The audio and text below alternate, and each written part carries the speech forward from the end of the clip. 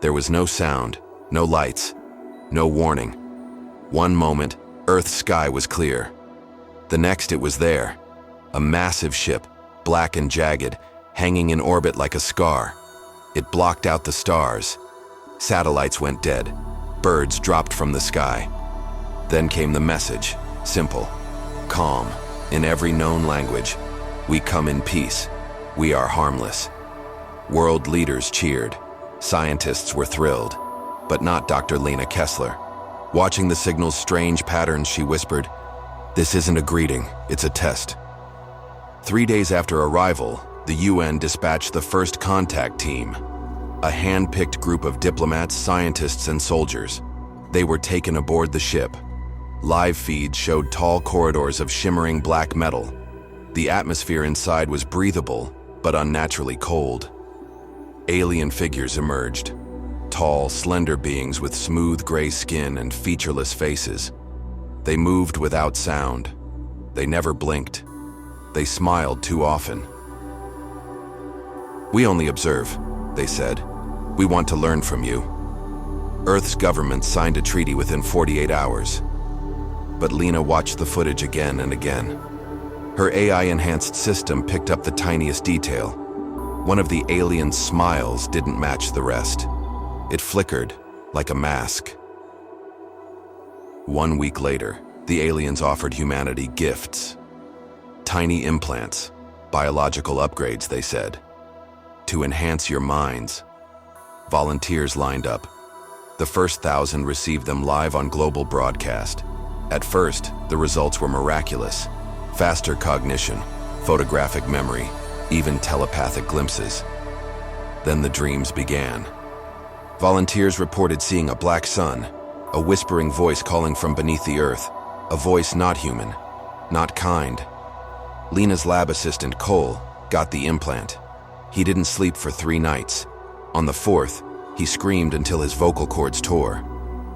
People began to draw it. Children, the elderly, artists, scientists, all sketching the same thing, a black sphere dripping with shadow, hovering over twisted mountains. Lena examined hundreds of sketches. The details were identical. Impossible. "It's not a dream," she whispered. "It's a signal." She enhanced one child's drawing with spectral analysis. Embedded deep in the charcoal strokes was something alive. A code, pulsing. She ran it through her neural net. The response? "We see you." And beneath that, a scream. Not from any mouth, from the fabric of space itself. Then people began to vanish. Not die, not run away, just gone. Entire families erased overnight. No struggle, no trace. Surveillance footage showed people walking into dark rooms and never walking out. Some simply faded from view mid-step, pixel by pixel. And always, just before it happened, a whisper in the background. "We are still harmless." Government silenced the media. They couldn't hide the truth for long. Something was harvesting them. And Lena had proof. Her lab drone had captured a still frame of a vanished man. For a split second, something stood behind him. Something that looked human, but had too many teeth. The image went viral before it could be scrubbed from the internet. Conspiracy forums exploded. Some thought it was fake. Most knew better. Lena enhanced the image further, sharpening the contrast, adjusting the spectral wavelengths. What she saw behind the teeth was worse than expected. A second mouth, inside the first, twisting, moving, speaking. It was trying to mimic human language, but the words came out wrong, like bones cracking in slow motion. "Harmless." Lena backed away from the screen. Her office lights flickered. Outside, a black van idled with no driver. Shortly after the image leak, the dream spread beyond implant recipients. People who never volunteered began waking up screaming.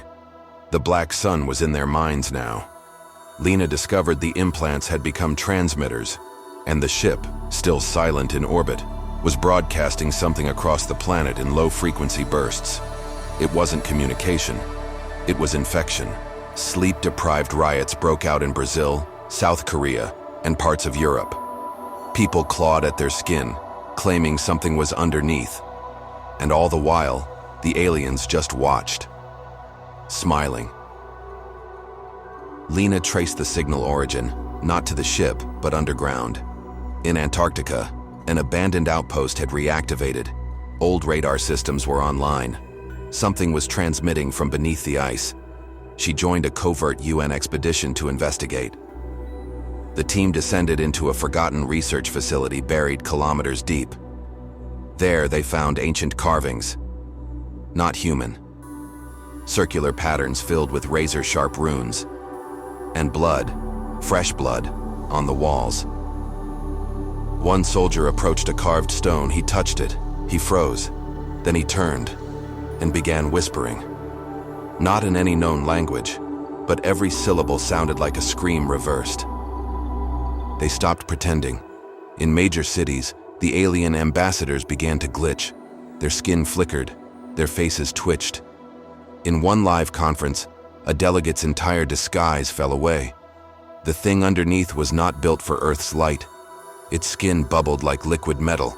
Its limbs were jointed wrong, bending forward and backward. And its eyes, it didn't have any, just two pits filled with teeth. Mass panic followed. The aliens didn't respond. They just stared and smiled wider.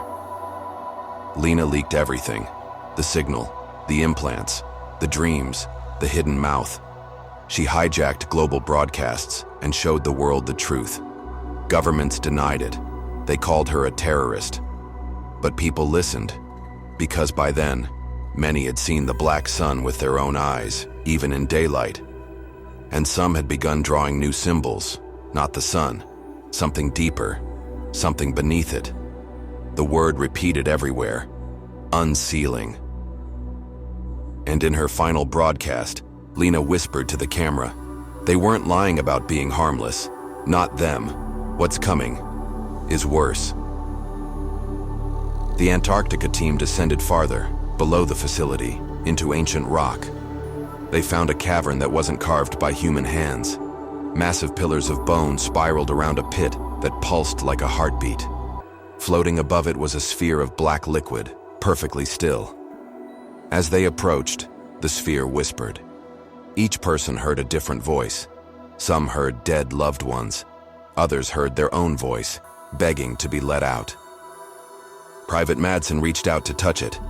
The second his fingers made contact, his body snapped inward, folding like paper. His screams continued, long after he was gone.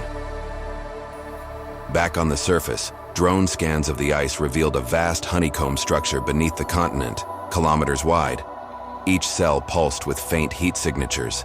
Inside each one, a humanoid figure, curled in fetal position, faces turned to the earth above. Some were human, most were not. Some were still alive. Lena reviewed the data. This isn't their home, she said. It's a pantry. One of the cells cracked open on the feed. The thing inside didn't crawl out. It slithered. New York vanished at 2:43 a.m. One moment it was there, bright, alive, chaotic. The next, it was silent. Satellites showed a massive void where the city had been, not destroyed, emptied. Roads, buildings, people, all erased. In the center of the crater stood a tower of flesh and teeth, coiling upward like a scream made solid. It blinked. Lena cried when she saw it. Not from fear, from recognition. The tower matched the shape of a rune etched in the ice below, one labeled Ascension. Across the world, people began chanting, in different tongues, with no coordination. They spoke the same phrase, "We sing because it hears."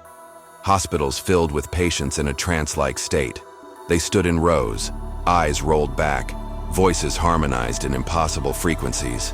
Some voices belonged to people who couldn't possibly speak, mute children, coma patients, the dead. Their song wasn't music, it was summoning. Lena traced the vibration pattern. It formed a shape, a gate, and it was opening. The alien ship that once hovered silently in orbit began to change. Dark cracks spread across its surface. Black liquid poured from its hull like blood. Segments peeled back, revealing rows of the things inside. They weren't passengers. They were parts of it. Limbs of something larger, something waking up. One telescope caught it all, an image of the ship blinking. It wasn't a vessel. It was an eye, and Earth was caught in its gaze. The stars vanished. Not all at once, first Orion, then the Big Dipper, then the moon flickered like a dying bulb. Astronomers reported a strange curvature in the night sky. Telescopes showed distant galaxies folding inward, as if space itself was collapsing. Then came the reflection. Above cities across the world, a second sky appeared, upside down. Mirrored buildings, inverted oceans, a twisted version of Earth, suspended above. People began disappearing when their reflections blinked. They walked among us, now without masks, mimics, creatures wearing human skin, speaking with familiar voices, mimicking family members with terrifying precision. Lena's own mother showed up at her door, dead for 7 years. She smiled. "Come home, sweetheart. We forgive you." Lena shut the door and ran tests on her blood.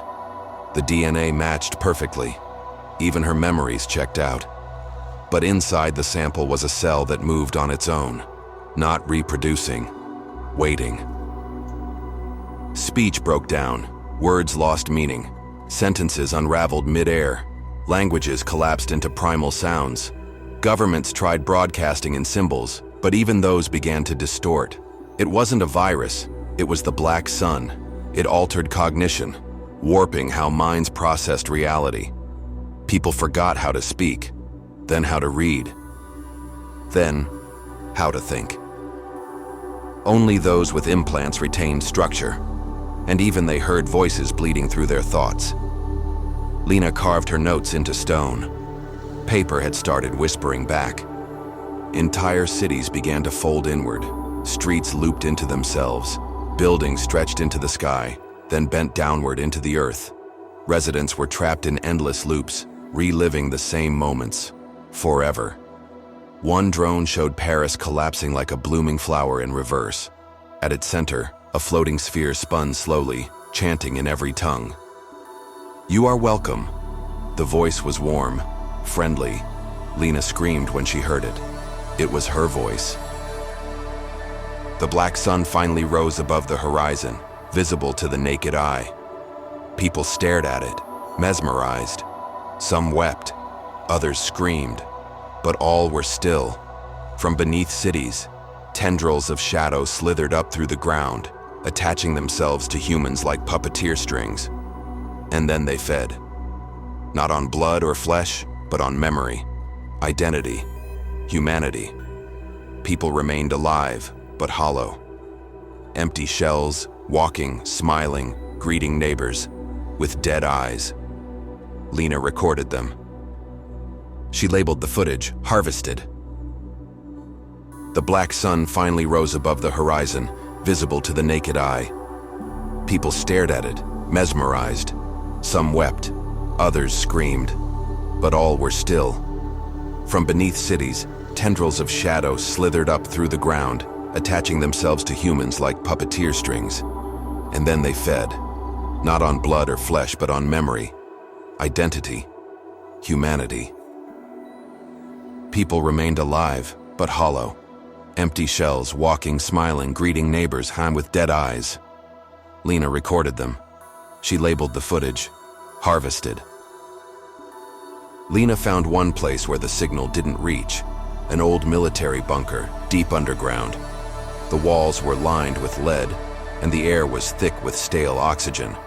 She wasn't alone. A group of survivors had gathered there too, people who had resisted the implants, or those who had avoided the black sun's influence. They had come from all corners of the world. But they were frightened, more than they should be. The black sun had already touched them, not physically, but spiritually. Some had begun speaking in strange tongues. Others scratched symbols on their arms, as if trying to fight an invisible enemy. Lena shut the door behind her. She could feel the weight of what was coming. The survivors shared something they hadn't told Lena. In their dreams, they saw them. They weren't the aliens. They were worse. Ancient, writhing beings of shadow. Endless mouths, eyes that saw through time. And they weren't trying to invade Earth. They were here to take it. Lena's mind raced. The black sun wasn't a god. It was an entrance, a doorway. And the beings in the dark had only one way to open it. They needed us to fall. The communication systems on Earth suddenly hummed to life. An automated message flooded every screen, every radio, every frequency. It was the same as the first message. We come in peace. We are harmless. But this time, the voice was different. It wasn't a greeting. It was a warning. Lena tapped into the message's frequency and isolated the sound. The noise wasn't just static. It was a frequency she recognized. The sound of a door creaking open. The aliens had never been in control. They had been unlocking something, and it was almost free. The survivors had no choice. A hidden underground facility in the Arctic offered a potential solution, but it required a price, a permanent sacrifice. Someone had to stay behind. Lena volunteered.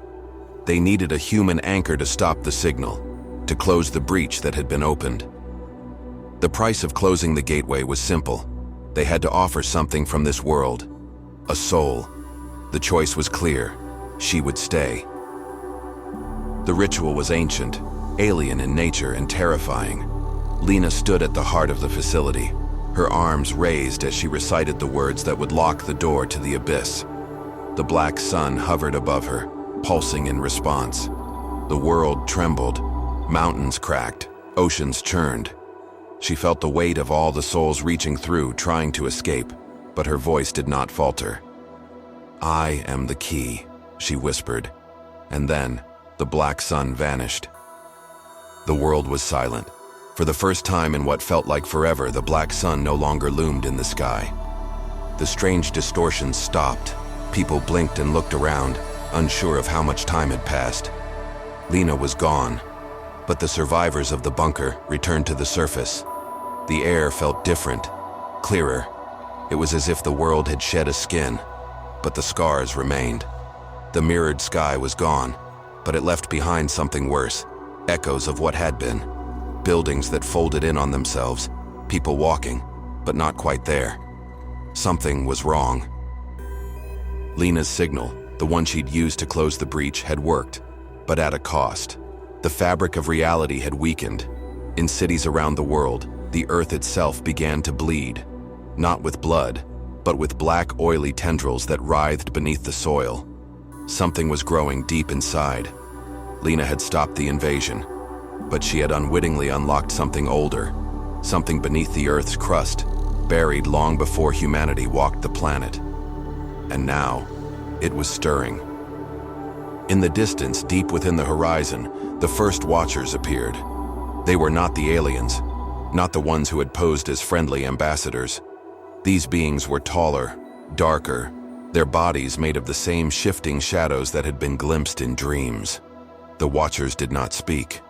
They simply observed. From their position on the horizon, they stood like silent sentinels, their faces hidden beneath vast cloaks of shadow. Their only movement was the occasional flicker of their eyes, glowing faintly beneath their hoods. They were waiting, watching, and they would never leave.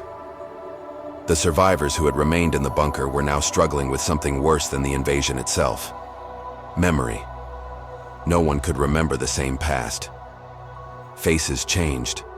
Events seemed altered, distorted, warped by some unknown force. Lena's voice, the one that had sealed the gate, still echoed in their minds. But it wasn't a comfort. It was an anchor. The implanted signal, the one that had once spread to the masses, was still active.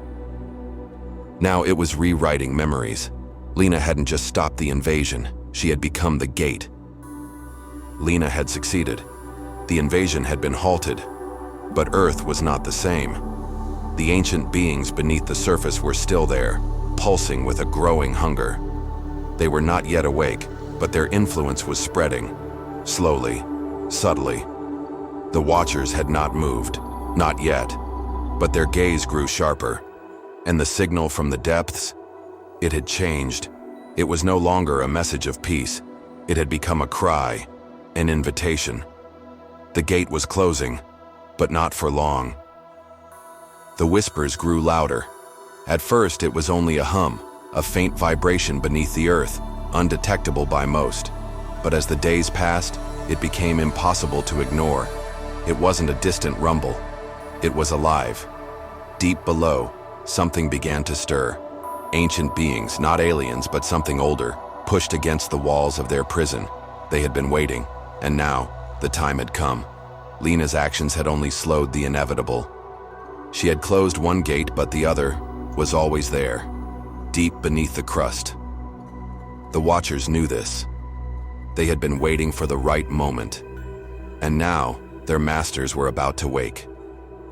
The sky itself began to change. The atmosphere seemed to ripple, like water disturbed by an unseen hand. The once clear blue sky became marred with streaks of black, as if the fabric of the heavens had been torn. At first, it was just a visual distortion, but then, the stars. The stars began to move. They didn't twinkle, they shifted. Constellations rearranged themselves like pieces on an unseen board. Some stars disappeared entirely, while others appeared from nowhere, glowing with an unnatural red hue. Something was tearing at the very fabric of reality. The Watchers moved. For the first time since their appearance on the horizon, they began to approach. Their tall, cloaked forms seemed to shimmer in the unnatural light. The closer they got, the more their outlines blurred, as if they were fading in and out of existence.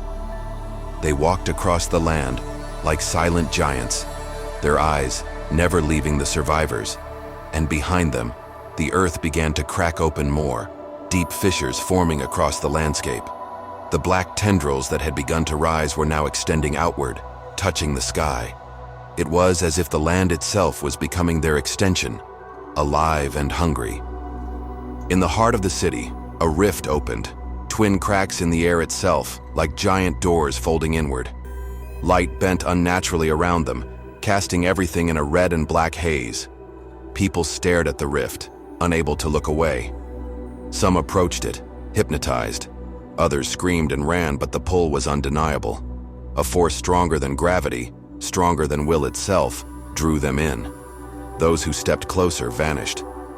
Not into the rift, through it. Wherever they went, no one knew. But those who returned, they were not the same. They carried something with them, a dark presence that crawled beneath their skin. The breach opened completely.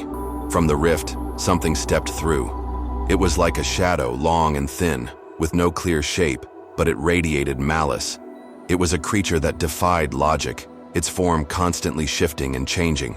Its eyes were black holes, drawing in light and hope. Lena had been right. The Watchers were not the leaders, they were the guardians. And now the masters had arrived. The first one stepped through the rift with an eerie grace. It paused, surveying the world. Its presence made the air itself feel wrong. Then, it moved, and everything it touched changed. The first breach was just the beginning. Others followed. More rifts opened, one after another, across the world. Each one brought with it another creature. More of them, taller and darker than the last. These beings, no longer hidden in the shadows, roamed the land, reshaping the world in their image. The air crackled with distortion. The land itself seemed to bend, to warp, as if reality was being remade. Cities became twisted versions of themselves, their structures shifting into unnatural shapes. Streets folded into one another. Buildings grew into the sky, then sank into the earth. The world was in the process of transforming into something else. And the creatures, the ones that had emerged from the rifts, were the architects. The first sign of the true cost appeared in the people. It wasn't physical at first. There was no blood or wounds. But something deeper began to change. Eyes grew hollow. Faces lost their expression. People walked without purpose, as though their minds had been emptied. Those who had been near the rifts were the first to fall. Lena's worst fear was coming true. The creatures, the Watchers' masters, were not just warping reality. They were hollowing it. One by one, the survivors around Lena began to fade, not in body but in soul. Their memories twisted, their minds fractured. They became vessels for the darkness creeping from the rifts. The survivors were not ready to give up. Not yet. A small group, including Lena, found themselves in a hidden laboratory beneath a forgotten mountain range. It was one of the last places on Earth that still seemed untouched by the corruption of the rifts. They had one last chance, a device created long ago by the previous generation that could potentially sever the link between Earth and the rifts. It was a desperate plan, requiring sacrifice. It wasn't a perfect solution. It wasn't even guaranteed to work. But it was all they had. Lena made the decision to stay behind. If the device worked, she would be lost to the rift forever. But if it didn't, the world would be lost. Lena stood alone in the heart of the machine. The rift was expanding, its tendrils reaching closer to the lab. The creatures were near. The last moments of Earth were at hand. Lena looked at the device. The choice was clear. She could activate it, and the world would have one last chance to survive, at the cost of her own existence. Or she could leave it, and Earth would fall into the darkness. She made her choice. With a final glance at the world she had once known, Lena activated the machine. The rift shrieked, the Earth trembled, and then, nothing. The rift collapsed. The creatures vanished. The sky stopped shifting. The world slowly returned to what it had been before. But it was not the same. Lena's sacrifice had worked. The rifts were sealed, the creatures trapped in their own dimension once again. Earth was safe, for now. But the cost had been high. Humanity had learned too much. And the scars of the rifts would never fade. In the years that followed, whispers of the rift's power began to spread. Stories of Lena's sacrifice, of the creatures, the Watchers, the Hollowing, became myths, legends passed down through generations. But the world knew better. The Watchers had never left. They waited in the shadows, and the rifts would return. One day.